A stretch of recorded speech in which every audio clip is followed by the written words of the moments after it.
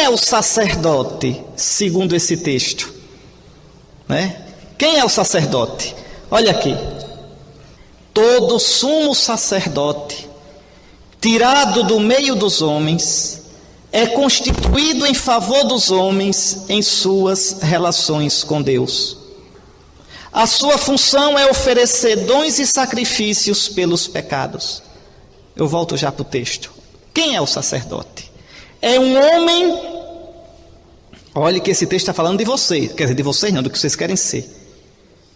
É um homem entre os homens, com as mesmas procuras, com os mesmos anseios, com as mesmas sedes de todos os homens. É um homem, não é um anjo. A gente traz no coração as marcas da humanidade, as lutas dessa geração nossa. Vocês sabem disso, vocês são seminaristas. A gente confessa a vocês, conversa com vocês, ouve direção, faz direção espiritual com vocês. Quer dizer, agora como bispo não faço mais nada disso não.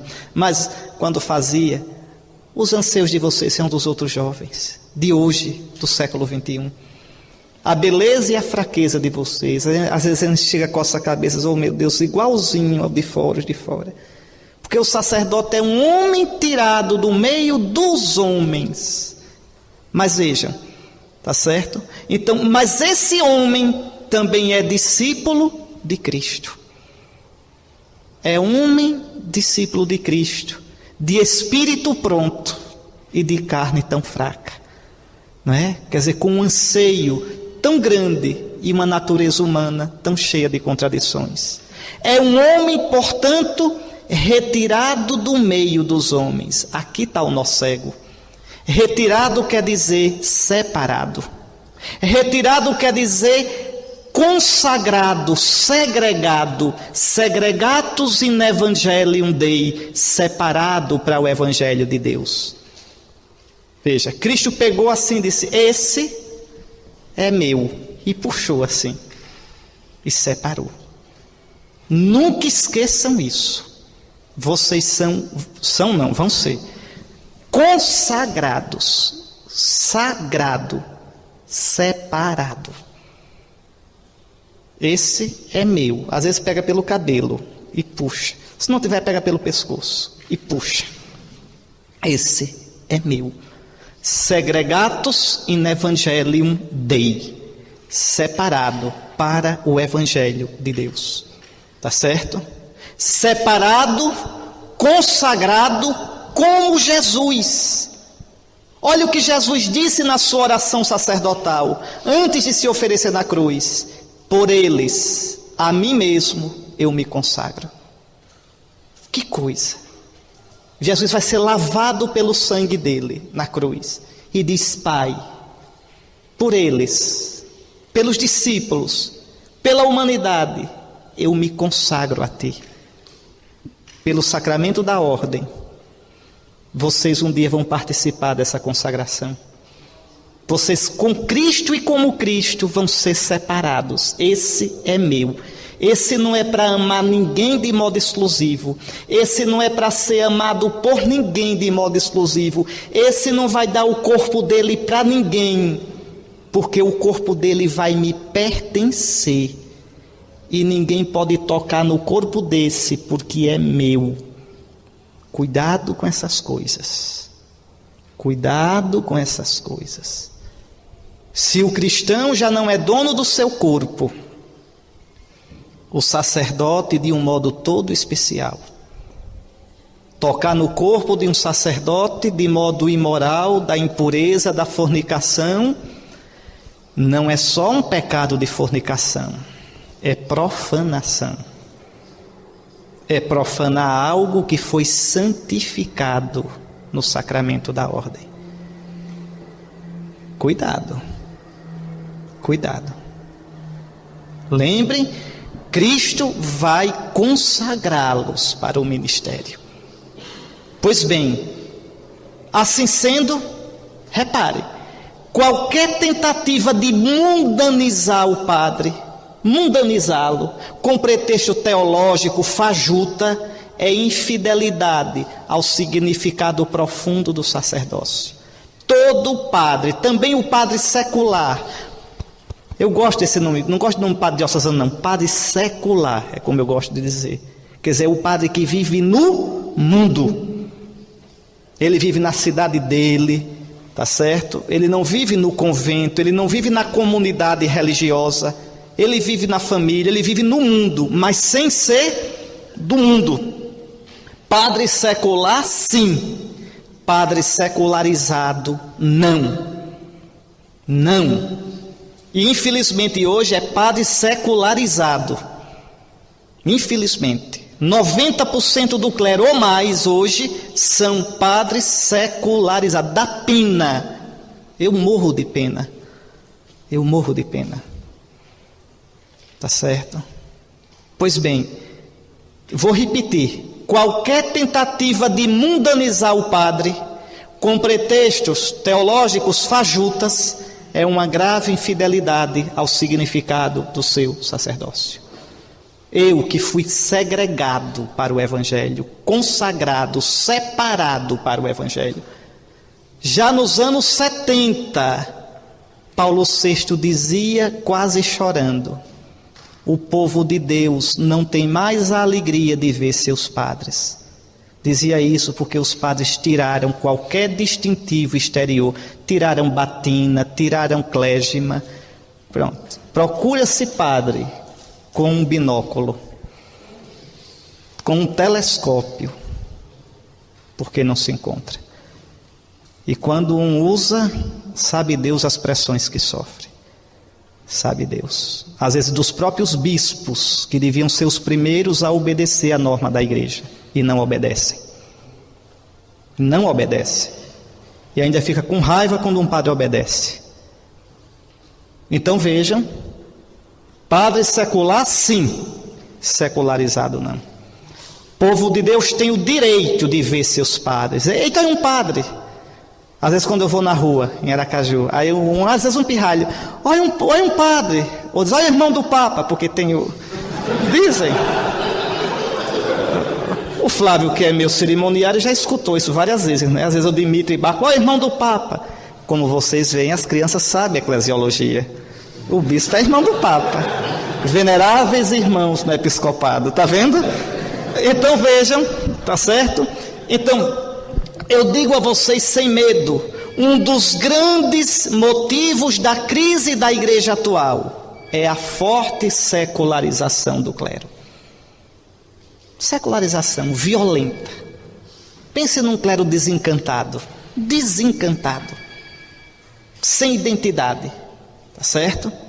Mesmo o padre secular, então, fique claro, ele deve exprimir o seu ser de homem como os outros, e ao mesmo tempo o homem tirado do meio dos homens. Eu sou homem como os outros, mas o Senhor me escolheu, o Senhor me consagrou, o Senhor me botou a ferradura, esse é meu, está aqui, JC, pá, tá certo? Esse é meu, veja, o sacerdote é santo, o sacerdote é sagrado, em outras palavras, é consagrado, é imagem do Cristo cabeça, pastor e sacerdote eterno. Está claro isso, meus filhos, até agora? Veja como é alta a nossa vocação. Todo sumo sacerdote é tirado do meio dos homens, mas escutem mais, tirado do meio dos homens, o sacerdote está aqui em Hebreus que eu li, instituído em favor dos homens nas coisas que se referem a Deus. Escutem bem, essa afirmação é bela e profunda. O sacerdote não é para o sacerdote. Vocês não vão ser padres para vocês, para o bem-estar de vocês, para a realização de vocês, para a vida boa de vocês, para satisfazer o desejo de vocês. Por favor. Talvez vocês nem quisessem ser padres, algum de vocês.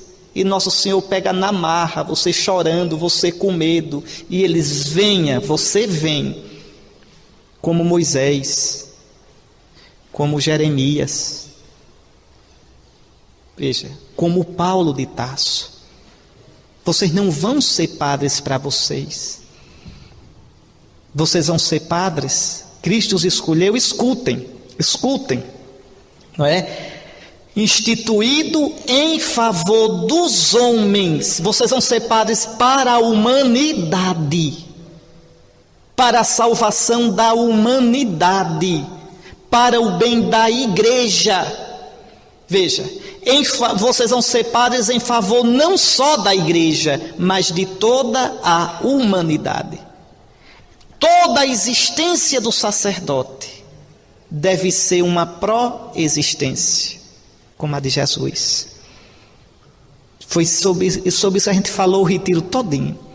Olhem Jesus, a existência do sacerdote é uma existência em favor dos outros, em função dos outros. Aqui está o pecado de tantos de nós. Sou padre para mim, sou bispo para mim, para satisfazer meu desejo, para arrumar a minha vida, para arrumar a minha vida de acordo com a minha comodidade, com o meu interesse, com a minha satisfação. Que traição ao sacerdócio. Você mata o sacerdócio na raiz. Mata. Como você está longe de São Paulo. Impendam et super impenda. Eu me despenderei, e me despenderei mais ainda pela vossa salvação. Quer dizer, eu me dou todinho, eu me gasto todo, como Jesus, porque sou figura dele, sou imagem dele, fui consagrado no sacramento para ser presença viva dele. Impendam et super impenda. Eu dou tudo e me dou a mim mesmo, e me darei mais ainda pela vossa salvação. Padre que é assim, é a alegria do povo de Deus.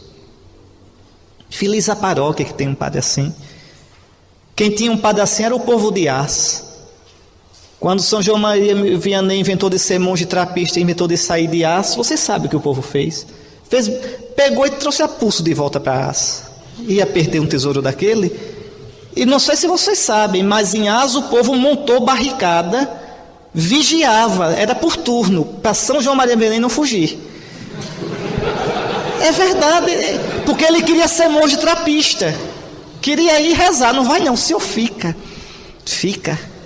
né? Veja, e vocês sabem disso.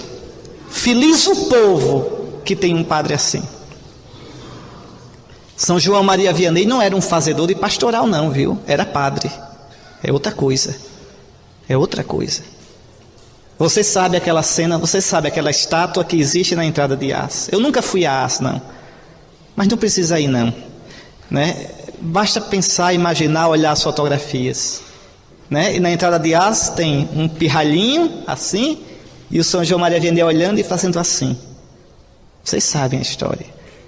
Quando ele foi tomar posse da paróquia, sua primeira e única paróquia, e perguntou ao mocinho, para que lado fica Ars? E o mocinho, pastorzinho, por ali, seu vigário.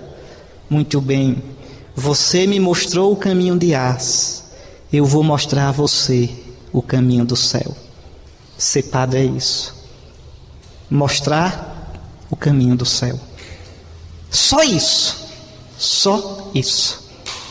Mostrar com a vida, mostrar com a palavra, mostrar com as atitudes. Tá certo? Então o padre não é padre para ele. O padre é em favor da igreja e de toda a humanidade. Mas veja, então repare, instituído em favor dos homens. Então o padre é para a humanidade, mas aqui tem uma restrição importante. Nas coisas que se referem a Deus. Eita, quanto o padre esquecido disso. Prefeito de Aracaju, que é comunista, me perguntou: ô Dom Henrique, por que é que os padres têm vergonha de falar de Cristo, e sobretudo diante dos políticos? Eu digo: Edivaldo, tu não és comunista, é porque no seminário eles aprenderam com a teologia de libertação, que a missão deles é fazer o que você faz, cuidar de saneamento, cuidar de habitação, cuida dessas coisas. Ele começou a rir, diz, é verdade, né? Pois é. Pronto.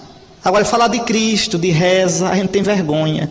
Falar de virtude, falar da beleza de Nosso Senhor, falar do céu. Vige, qual é o padre que fala do céu hoje? Falar do céu é alienado, né? Tem que falar da terra. Então, e a gente que nasceu para voar como as águias, rasteja como serpente, né? Veja, meu avô dizia, quem nasceu para tatu morre cavando. A gente não nasceu para ser tatu, a gente nasceu para voar alto como as águias. Pois bem, olha o que diz o autor da carta aos Hebreus: instituído em favor dos homens nas coisas que se referem a Deus.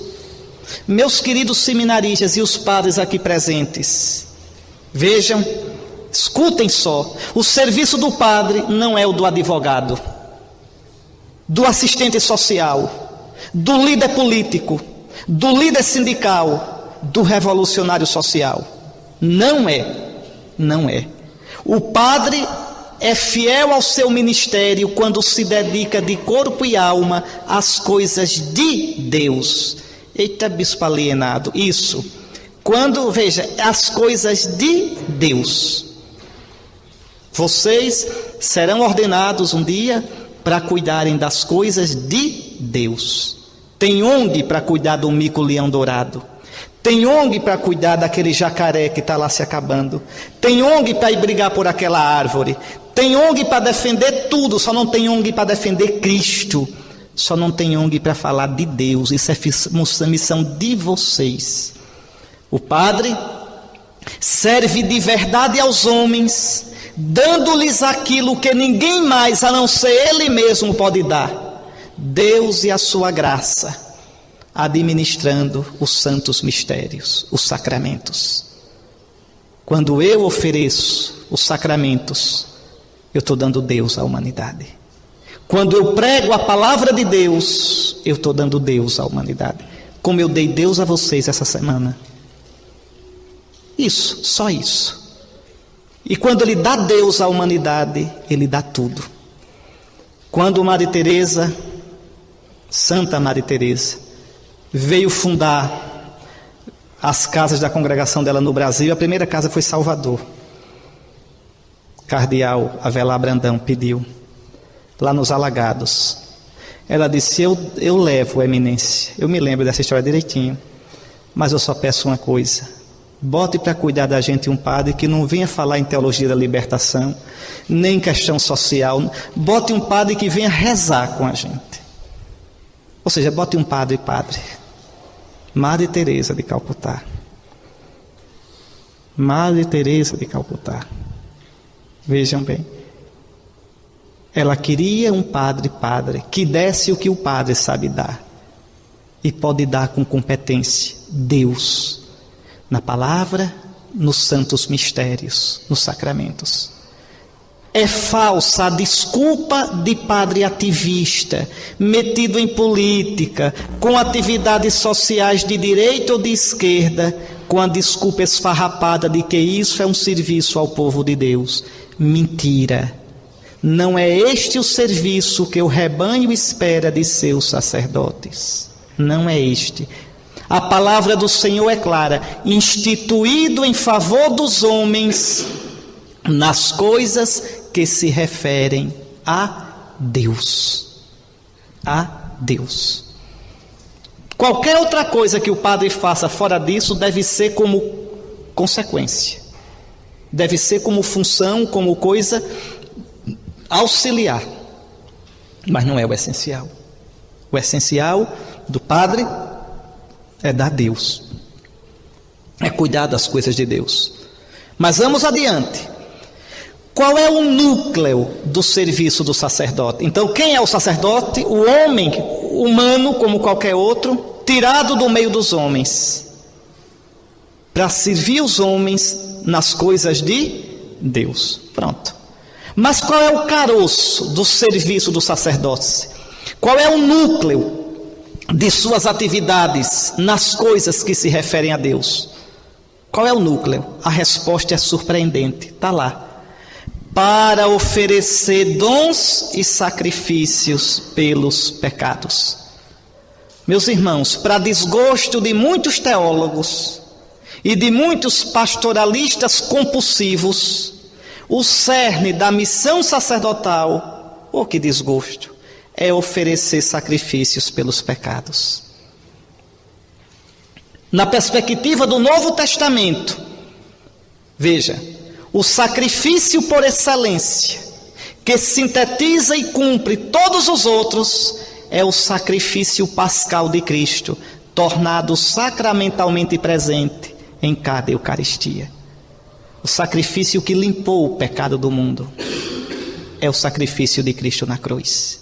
O sacrifício que nos deu vida nova, que nos deu a possibilidade da ressurreição, é o sacrifício de Cristo na cruz.